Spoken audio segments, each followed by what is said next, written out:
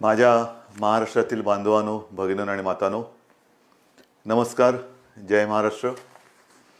एक दोन दिवसापूर्वीच आपण भेटलो होतो, आपल्याशी मी संवाद साधला होता आणि त्यावेळेला आपण असंच ठरवलं होतं, किंवा ठरवलं आहेच, की या 2 महिन्याच्या लॉकडाऊन नंतर पुनश्च हरिओम करायचं.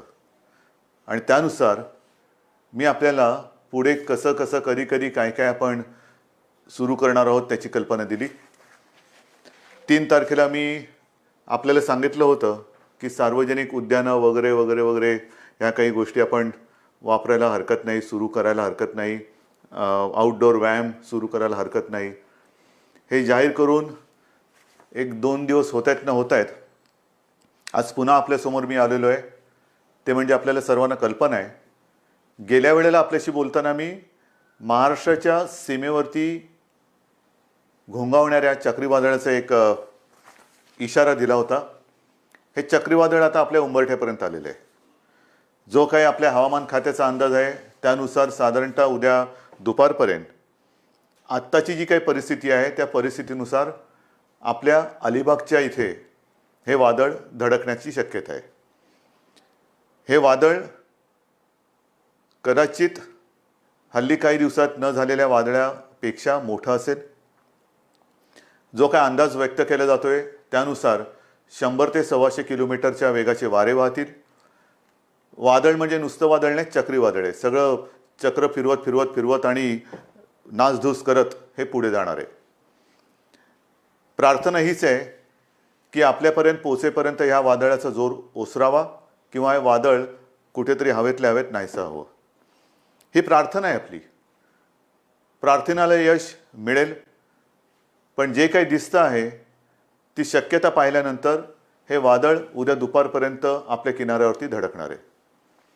साधारणतः आपला जो पूर्ण किनारपट्टा आहे या किनारपट्ट्यावरती, आणि साहजिकच आहे त्याच्या त्या परिघामध्ये व्यासामध्ये ज्या ज्या काही गोष्टी जे भाग येतील तेवढ्या सगळ्या भागांवरती हे परिणाम करणार आहे. आपण सज्ज आहोतच.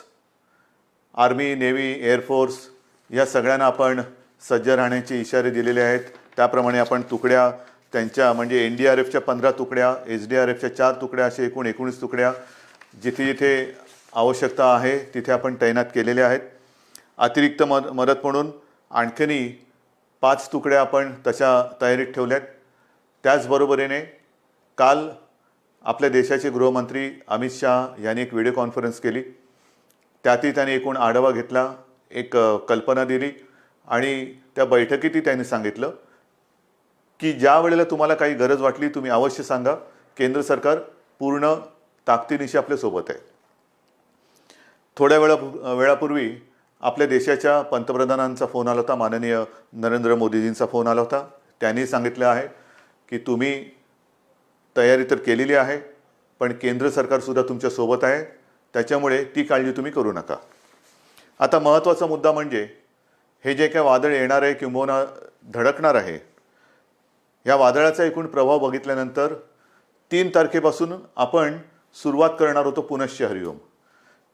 मी पुन्हा एकदा आपल्याला विनंती करतोय की विशेषतः हा जो काही आपला किनारपट्टा आहे तिथे उद्या आणि परवा 2 दिवस हे महत्त्वाचे आहेत. दोन्ही दिवस आपण घरामध्येच राहणं हे हिताचं आहे. जी काही कार्यालय सुरू झालेली असतील, उद्योग, इतर काही गोष्टी सुरू झालेल्या असतील, त्या गोष्टी उद्या आणि परवा बंद राहतील. कोणी घराबाहेर पडू नका. घराबाहेर न पडणं ह्यात आपलं हित आहे. एकूणच आपण जी काही तयारी केली ती तयारी मनुष्यहानी किंवा प्राणहानी कमीत कमी व्हावी किंवा होच नये अशा पद्धतीने केलेली आहे. किनारपट्ट्यातील सर्व मच्छीमारांना संपर्क झालेला आहे. पालघरमधील सुद्धा काही मच्छीमार आज दुपारपर्यंत संपर्कात नव्हते पण त्यांनाही संपर्क झाला आहे आणि त्यांनाही वेळेमध्ये परत आणण्याचा आपला पूर्ण प्रयत्न आहे आणि ते सगळे वेळेमध्ये परततील. सगळे मच्छीमार घरोघरी परतलेले आहेत. पुढचे 2 दिवस तर समुद्रात जायचं नाहीच. त्याच्यानंतर सुद्धा आपण बघूया हे कसं कसं कुठे पुढे प्रवास करत जाते. हे करताना मला असं वाटतं की काही गोष्टींची खबरदारी आपण घेणं गरजेचं आहे. हा जो काही किनारपट्टा आहे त्याच्यात अलिबागच्या इथे जरी हे वादळ धडकण्याची आज शक्यता असली तरी मुंबईपासून थेट सिंधुदुर्ग आणि पालघरपर्यंत सर्वांनी काळजी घ्यायची, सर्वांनी काळजी घ्यायची. आणि हे वादळ सरळ धडकल्यानंतर, किनारपट्टीवर धडकल्यानंतर पुन्हा आपल्या प्रदेशामध्ये, भूभागामध्ये कसं पुढे जात जाणार आहे त्याची दिशा तेच ठरवणार आहे. आणि म्हणून आपल्याला सगळ्यांनाच सावध राहण्याची गरज आहे.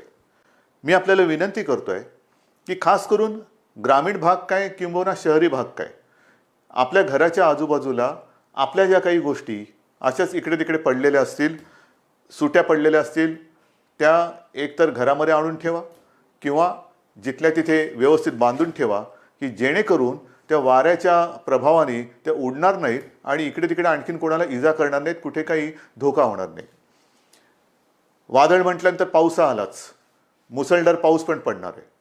हा पाऊस पडल्यानंतर अनेक ठिकाणी पूरसदृश्य परिस्थिती होऊ नये, पण भरपूर पाऊस पडल्यानंतर कदाचित आपल्याला काही ठिकाणचा वीज प्रवाह किंबहुना विजेचा जो काही प्रवाहच तो खंडित करावा लागेल. त्याहीपेक्षा मी आपल्याला सांगतो की जिथे जिथे आवश्यक नसेल तिथे विजेची उपकरणं वापरू नका. पाऊस आणि वादळ सुरू झाल्यानंतर अनावश्यक विजेची उपकरणं वापरू नका.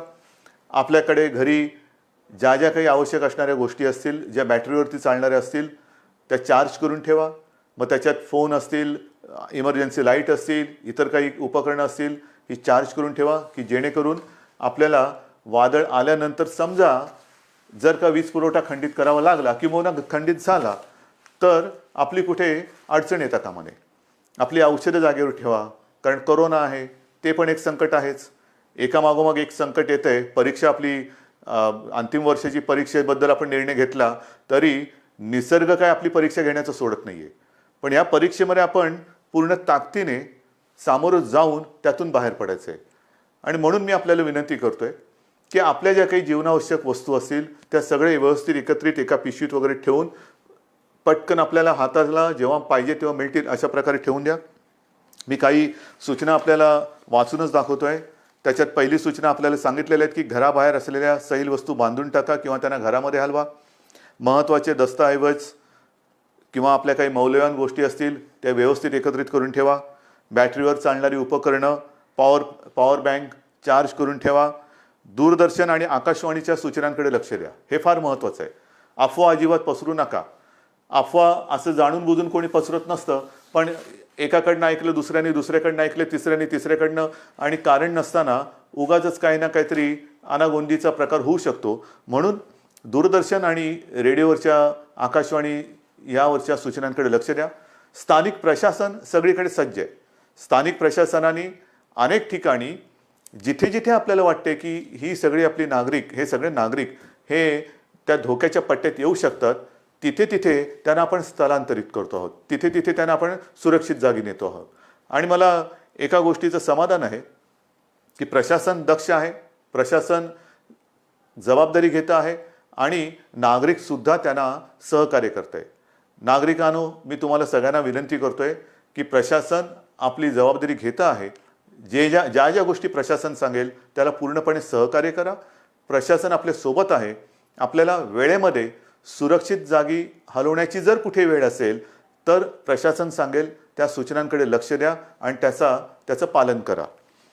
आपलं घर म्हणजे खास करून मी ग्रामीण भागात सांगतोय आणि शहरी भागामध्ये सुद्धा समजा झोपड्या असतील, काही असेल तर कच्चं नसेल किंवा झोपडी नसेल तर आपला एक भाग घरातला आपत्कालीन एक भाग म्हणून करून ठेवा, की जिथे समजा सोसाट्याचा वारा आला तर आपण सुरक्षित राहू शकू. त्याचबरोबरीने जिथे मोठे छप्पर म्हणजे तात्पुरत्या आपण काही गोष्टी बांधतो, शेड बांधलेली आहे, त्या शेडमध्ये जाऊ नका. याचं कारण असं की ती तात्पुरती आहे वास्तू. तात्पुरती आपण समजा आता उन्हाळ्यात किंवा पावसात इतर वेळेचा पाऊस वेगळा आणि वादळातला पाऊस वेगळा, तर त्या वास्तूमध्ये आधाराला किंवा एक आडोसा म्हणून जाऊ नका. जसं एक उदाहरण म्हणून मी सांगतो, मी काही गेल्या 1-2 वेळेच्या माझ्या फेसबुक लाईव्हमध्ये आपल्याला कल्पना दिलेली आहे की आपण राज्यामध्ये कोरोनापासून उपचार करण्यासाठी, कोरोनावरती उपचार करण्यासाठी जशा काही जम्बो फॅसिलिटीज केलेल्या आहेत, फील्ड हॉस्पिटल ज्यांना म्हणतो, त्याच्यामध्ये ह्या बांद्रा कुर्ला कॉम्प्लेक्समध्ये एक मोठं 1000 अधिक 1000 रुग्णशय्यांचं एक आपण हॉस्पिटल तयार केलेलं आहे. काल ज्या वेळेला या वादळाचा इशारा आला तेव्हा आपण तिथे असलेल्या रुग्णांना दुसरीकडे हलवलेलं आहे. कारण ही जी काय आपण शेड उभी केलेली आहे ही वॉटरप्रूफ आहे. पावसाला ती दाद देणार नाही, पण पावसाबरोबर जर का मोठं वादळ आलं आणि उगाच काही तिकडे घडलं, काही पडझड झाली तर पडलेलं स्ट्रक्चर किंवा पडलेल्या ज्या काही शेड आहेत त्या पुन्हा आपल्याला बांधता येतील. पण मला कोणत्याही परिस्थितीत नागरिकांना इजा होऊ द्यायची नाही आहे. म्हणून आपण बांद्रा कुर्ला कॉम्प्लेक्समधल्या त्या फील्ड हॉस्पिटलमधल्या रुग्णांना सुद्धा इतरत्र हलवलेलं आहे. हे मी तुम्हाला का सांगितलं की त्याच्यावरून आपल्याला लक्षात येईल की अशा कुठेही शेड्स असतील तर त्या शेड्समध्ये पाऊस पडतोय म्हणून आश्रयाला जाऊ नका. कुठेही मोडकळीस आलेल्या इमारती असतील त्याच्या आडोश्याला जाऊ नका. तात्पुरती कुठेतरी उभी केलेली स्ट्रक्चर असतील त्याच्या आडोश्याला जाऊ नका, त्याच्यामध्ये जाऊ नका. कारण हे वादळ 100-125 किलोमीटरचा वारा अधिक मुसळधार पाऊस असं सोबत घेऊन येत आहे. त्याच्यामुळे ह्या ज्या काही गोष्टी आहेत त्याच्यामध्ये आपल्याला काय काळजी घ्यायला पाहिजे, काय करायला हवं आणि काय करायला नको हे आपल्या मनाशी पक्का असायला पाहिजे. जे मी आधी तुम्हाला सांगितलं की आधी ठरून दिलेल्या किंबहुना निश्चित केलेल्या ज्या प्रशासनाने जागा आहेत तिथेच स्थलांतरित व्हा. आपत्कालामध्ये न लागणाऱ्या सर्व उपकरणांचा व साधनांचा विद्युत पुरवठा खंडित करा. कारण पाणी इकडे तिकडे कसंही वाऱ्याच्या माऱ्याने घुसेल. आणि खास करून मी हे ग्रामीण भागातल्या जनतेला सांगतोय की मला कल्पना आहे की आपण ज्या घरांमध्ये राहतात तिकडे वेडावाकडा पाऊस आणि वारा आला तर कदाचित शॉक बसू शकतो. म्हणून तिथे ते बंद केलेलं बरं. त्याचबरोबरीने अजून वेळ आहे, उद्या दुपारपर्यंत हे वादळ धडकणार आहे. तोपर्यंत पिण्याच्या पाण्याचा साठा करून ठेवा, कारण तोही आपल्याला नंतर लागणार आहे. आपल्याला ह्या वादळामध्ये किंवा या संकटामध्ये तातडीने शासन तर सोबत येणारच आहेच. म्हणजे आत्ता जिथे तिथे आपल्या सर्व टीम्स ह्या सर्व आयुधांनी सज्ज आहेतच, त्याची तुम्ही काळजी करू नका. पण पिण्याचं पाणी आहे, इतर काही गोष्टी असतील ह्या आपल्या हाताची नेहमी जागच्या जागी असतील तशा ह्या नीट ठेवून द्या. समजा आपल्याला असं वाटलं की कुठेतरी वायू गळती होते, कुठेतरी नको ती औषधे किंवा केमिकल्स सांडलेली आहेत, लांब राहा त्याच्यापासून, त्याच्या आसपास सुद्धा जाऊ नका. कारण हे प्रशासनाच्या लक्षात आल्यानंतर प्रशासन ती खबरदारी घेईलच, पण मुद्दामून काय आहे हे पाहायला जाऊ नका. आणि शक्यतोवर ज्यांना ज्यांना मदतीची एक आवश्यकता आहे आपण स्वतः सुरक्षित राहून जिथे जिथे त्या क्षणाला जी काय मदत करता येणं शक्य असेल ती जर का आपण करू शकलात तर मला असं वाटतं आपण बरंच नुकसान हे थोपवू शकतो. आणि म्हणून मी सगळ्या माझ्या बांधवांना, भगिनींना आणि मातांना एक नम्रपूर्वक सूचना करतो आहे की हे वादळ उद्या साधारणतः दुपारच्या वेळेला, म्हणजे हा आता अंदाज आहे, शेवटी वादळ आहे ते, वादळाला काय वादळाची दिशा आणि त्याचे एकूण तीव्रताही आपण नाही ठरवू शकत. कोणत्या दिशेला जायचं आत्ता ते अलिबागला धडकण्याची एक शक्यता वर्तवली जाते आहे. त्याच्यामुळे तिथे सज्जता ही आहेच, पण तिथे धडकल्यानंतर ह्याचा अर्थ असा नाही की तिकडेच ते धडकेल, कुठेही धडकायला नकोच आहे. पण आजूबाजूचा म्हणजे मुंबई पालघरपासून ते कोकण सिंधुदुर्गपर्यंत हा संपूर्ण किनाऱ्याचा पट्टा आहे, तो पट्टा सावध तर राहायचंच आहे. आणि वादळ एकदा धडकल्यानंतर पुढे ते आपल्या भूप्रदेशात आल्यानंतर ते फिरत फिरत फिरत पुढे कसं जाईल ते जशी त्याची दिशा आपल्याला समजत जाईल तसतसं शासनाकडनं आपल्याला सूचना येत राहतील. शासनाकडनं वेळोवेळी दूरदर्शन असेल, रेडिओ असेल, किंबहुना SMS असेल, याच्यावरनं सूचना आपल्याला येत जातील. कुठेही घाबरून वेडवाकडं काहीतरी पाऊल टाकू नका. अत्यंत मजबूतीने जसं आपण कोरोनाचं संकट हे धैर्याने रोखून धरले आणि आता ते परतवण्याच्या मागे आहोत, तसंच हे संकट सुद्धा आपण थोपवून त्यातून सुद्धा सही सलामत नक्कीच बाहेर पडू, हा मला आत्मविश्वास आहे. आजपर्यंत जसं आपण सहकार्य केलं तसंच या संकटात सुद्धा आपण मला सहकार्य कराल. आणि पुन्हा एकदा आपल्या हिमतीला, धैर्याला, जिद्दीला एक मानाचा मुजरा करतो. आणि संकटाला किंबहुना मागेही आपण बोललो होतो किंवा मी आपल्याला सांगितलं होतं, संकटाच्या छाताडावरती चाल करून जायचं आहे. हे संकट आलं तरी धैर्याने त्याला सामोरं जाऊया आणि त्यातून सही सलामत बाहेर पडूया. जय हिंद, जय महाराष्ट्र.